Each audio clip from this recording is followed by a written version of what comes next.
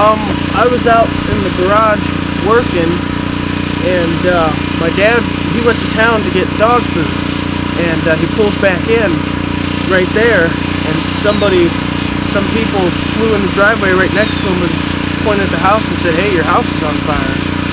So he was in there, and I finally came out because I heard him come home, and they told me, they're like, "You need to get in there, the house is on fire." So I did, and I went inside and we looked around. We couldn't figure out where it was, so we started looking around. We ran upstairs and looked, and we still didn't see nothing, but the smoke was coming out. So he finally went and he was feeling on the walls, and he could feel the heat. He couldn't even barely touch the wall. So he said, "Go get the medic." So I went and got the medic, and I ran back to the house, and I started beating the walls out, and you could see the flames coming out. So we started dumping water on it. How did you get the water? From the sink in the bathtub. Okay. We were filling up in pots. So we started dumping it on it, and we thought we got it out for a minute, but then I went higher with the Matic, and it was up there, and it went up in the rafters finally, and it was just, couldn't do nothing else. So how did the guy notice it? He noticed it coming out of a vent or something? Yeah, there's a vent right there.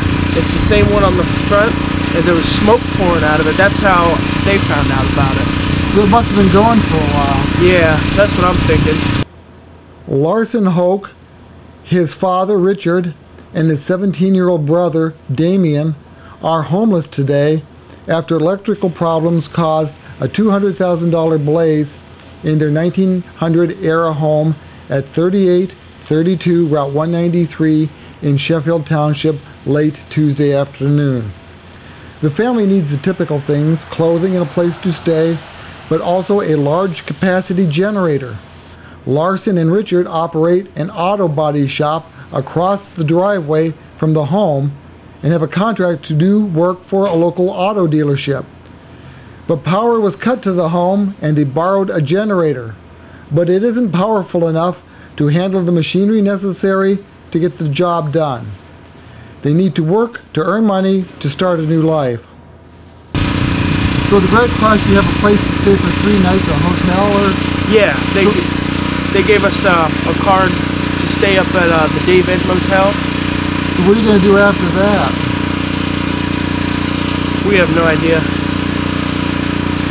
You also have an auto body shop here, so you're running that with generators today. Yeah. Our buddy down the road had a generator, and he told us we could use it, and it's got the heater going and the lights going, but we can't run the compressor, so we can't work.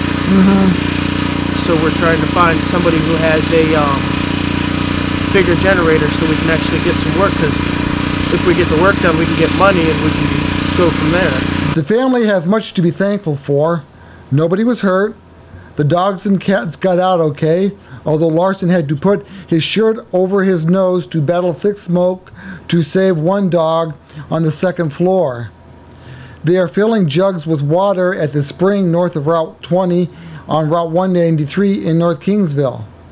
The initial plan is Richard will stay at the shop, which is heated by a wood stove, while Larson stays with friends. Damien already spent the night with a neighbor, but they are at a loss to come up with a long-term solution, at least now. We don't know what we're going to do after this. None of you have any clothes or anything? Or? No, my dad, we saved his clothes, but all my clothes, all my stuff, everything I own, gone. It's laying out in that pile right there, which is no good no more. And my brother's stuff, which was on the other side of the house, that's all gone too, and all his clothes are gone and ruined. So we have nothing. So I got some friends that are giving me some clothes, so you know I have something. Yeah.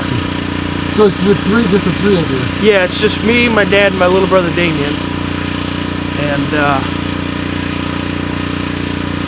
I don't know what's gonna happen now.